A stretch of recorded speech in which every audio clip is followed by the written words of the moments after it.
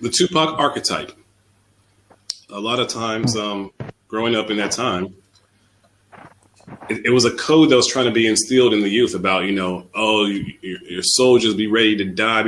Someone fetch me my apron. I feel good. I feel good. Hey, look, Chef. And we need to come back to this, all right? Because Funk just made me think of it. And are we being sold a dream with the term hero? Brave? Are these? Let's talk about it, bro. Hey, hero, and real nigga are the same thing. Okay. Then. We talking about that what I call the Tupac archetype. The one that's ready. I'm ready. I'm ready for war. I'm ready to die. I'm ready. Not truly prepared, but just ready. Ready. Right. So it's funny. So there's a really, really interesting guy, PhD, named William Farrell, right? And this interesting brother talked about something. So I wanna kind of. Not the comedian. No. That's Will Ferrell. That's Will Ferrell. I just had to clarify. Wait, like he got a PhD since when? I just had to. Had to. Right. So I want to make sure everybody okay. I see you, E Blizzy. All right, it's all how they I see you as well. Thanks for joining in. Let me drop this link in here as well. We're gonna make this a group discussion. Hold on. All right. So I'm gonna play this, and let's take a look and see what you guys think about that. Do we need to mute ourselves? No, it's gonna automatically mute you once I share it. Okay. Yeah. Yes. Think about when we hear of a police officer shooting a black boy. We rightly protest, Black Lives Matter. But no one even thinks of saying, boys' lives matter. The boy in Black Boy we're invisible to. The boy part of Black Boy doesn't matter because historically we've been dependent upon boys dying in order for us to live. We bribe them by social bribes calling them heroes, telling them they'll have glory if they die on our behalf. So our first issue is if our very survival has been dependent upon our sons' willingness to die, being sensitive to their death competes with our survival instinct. Wow. Counterproductive. Do I need to hit you with that one more time? You might just have to. I did that a long time ago. This is real. I want y'all to listen to this. Think about when we hear of a police officer shooting a black boy. We rightly protest, Black Lives Matter. But no one even thinks of saying, boys' lives matter. The boy in Black Boy we're invisible to. The boy part of Black Boy doesn't matter because historically we've been dependent upon boys dying in order for us to live. We bribe them by social bribes calling them heroes, telling them they'll have glory if they die on our behalf. So our first issue is if our very survival has been dependent upon our sons' willingness to die, being sensitive to their death competes with our survival instinct. So now, you gentlemen have heard that. What do you think about that? What the funk? Or 100 watts, whichever one of you guys want to take that one first. You want to rock, paper, scissors, see who goes first? Right. All right, I'll jump. All right. The Tupac archetype. A lot of times, growing up in that time, it was a code that was trying to be instilled in the youth about, your soldiers, be ready to die for, for your community, be ready to die for your principles. And it was an image that was sold to us that was BS. It was something that was kind of placed in us through white supremacy, through the people who run the music labels.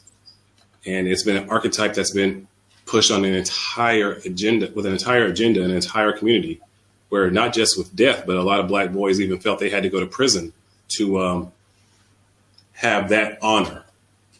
Instead of walking away from a fight, or instead of turning the other cheek, or instead of thinking long term that your journey is way more important than the pride of that moment. I think a lot of us have grown up with enough people where we are taught to be willing to die for your principles. And if you really think about that, your ancestors your bloodline goes back thousands and thousands and thousands of years.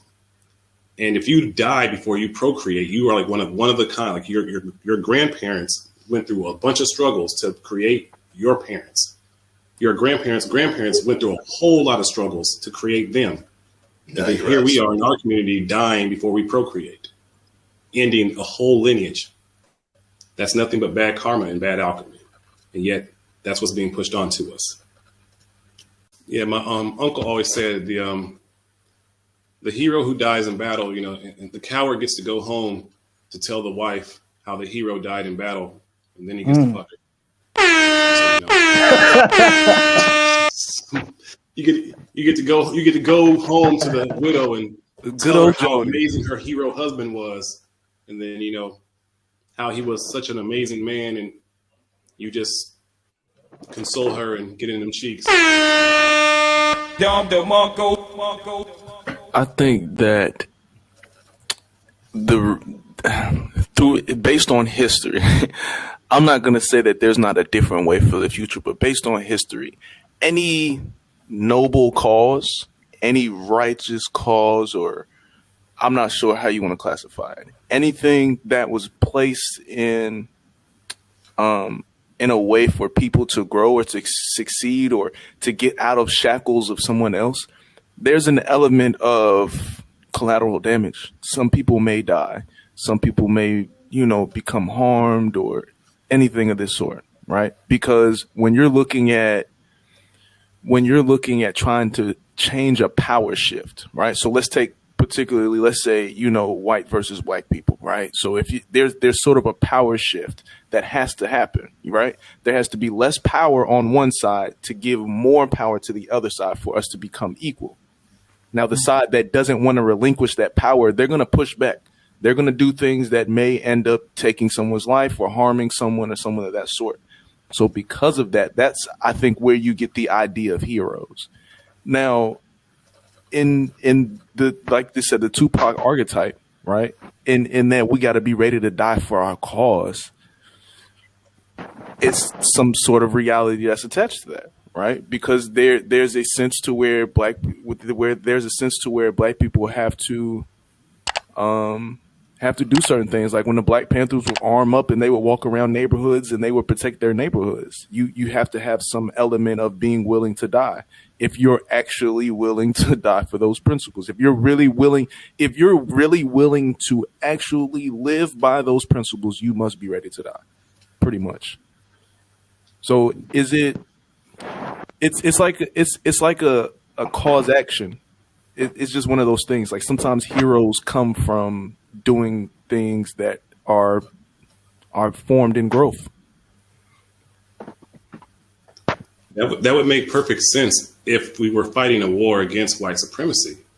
But in these situations, most of our black boys are dying from the hands of other black people in that community. Now, here's definitely where I do agree with you. You said there was a false narrative, like the false narrative that was pressed, like we were pretty much tricked, right? Mm-hmm. Because the war that we were fighting was wrong. Our attention was being directed in the wrong way. If those same principles were in place for us to be doing something for it to actually benefit us, then it would have been noble. But because we were tricked, now everybody just looks stupid.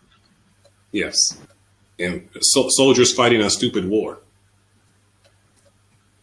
So yeah, like, I mean, put it like this, right? They got this cool little phrase that Drake brought to the forefront, did not create, brought to the forefront, called YOLO. You only live once. And it's a very cool saying. Catchy. But the idea is that, how they say, carpe diem, seize the day. Mm-hmm. You only get this one. You don't know when it's going to be your last one, so why not live it like it is? And I think that attitude has permeated this generation of youth, which is not wrong to want to live to the fullest, but there's a saying, and it'll be funny when I tell you where I heard it from, but it's a saying. They say, never carry fearless and reckless in the same pocket. And the idea is that the fearlessness would be attributed to the courageousness or the hero or being willing to die for that thing. But the recklessness is being willing to die for anything. So there's a level of scrutiny that has to be added, and it kind of goes back to what you said, Chef. If there was something that I wish somebody would have told me young, after you finish finding what you're willing to die for, find something you're willing to live for, and allow that to drive you. Someone fetch me my apron. I'm feeling good. I'm feeling good. I'm feeling good. Someone